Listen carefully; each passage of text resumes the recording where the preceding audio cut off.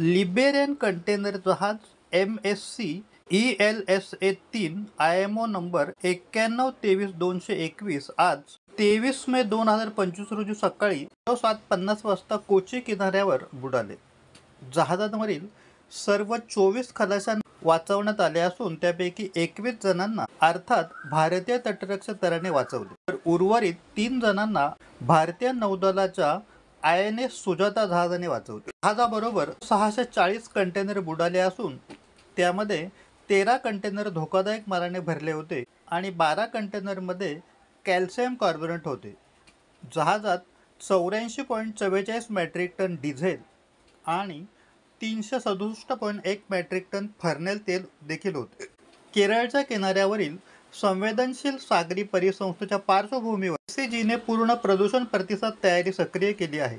सांडणे ओळखण्याच्या प्रगत प्रणालीने सुसज्ज ICGचे विमान हवाई देखरेख करत आहे, तर प्रदूषण प्रतिसाद उपकरणांनी सज्ज ICGचं जहाज सक्षम घटनास्थळी तैनात आहे.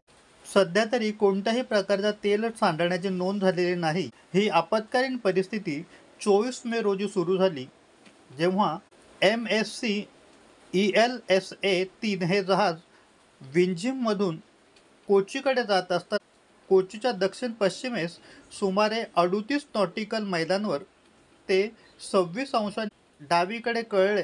जहाजाची स्थिती बिघडल्यामुळे मदतीसाठी संदेश पाठवण्यात आला. कोचीतील IGCGच्या सागरी आपत्कालीन प्रतिसाद उपकेंद्राने अर्थात MRSC ने तात्काळ समन्वित प्रतिसाद सुरू केला. हवाई देखरेखीसाठी IGCGचे डॉर्नियर विमान पाठवण्यात आले. त्यांना 2 जीवनरक्षक नौकेमध्ये असलेली खलाशी आढळले. ICGची गस्त जहाजे, व्यापारी जहाजे MV हान E व MSC सिल्वर 2 यांनाही आंतरराष्ट्रीय शोध व बचाव शिष्टाचारानुसार मदतीसाठी वळविण्यात आले.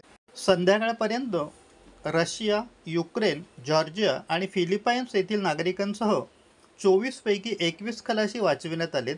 उर्वरित 3 वरिष्ठ खलाशी जहाजाच्या बचावासाठी आवश्यक तयारी करता जहाजांवर थांबले होते, मात्र रात्रीच्या सुमारास जहाजाची स्थिती अधिकच बिघडली. 25 मे 2025 रोजी उलटले. त्यानंतर उर्वरित 3 खलाशांना जहाज सोडावे लागले आणि त्यानंतर INS सुजाताद्वारे वाचविण्यात आले. जहाज कलटण्याचे नेमके कारण अद्याप स्पष्ट झालेले नाही. अल्पावधीतच लोकप्रिय झालेला भारताचा बुलंद आवाज आपला Bharat channel subscribe, share, like आणि कमेंट्स करायला विसरू नका.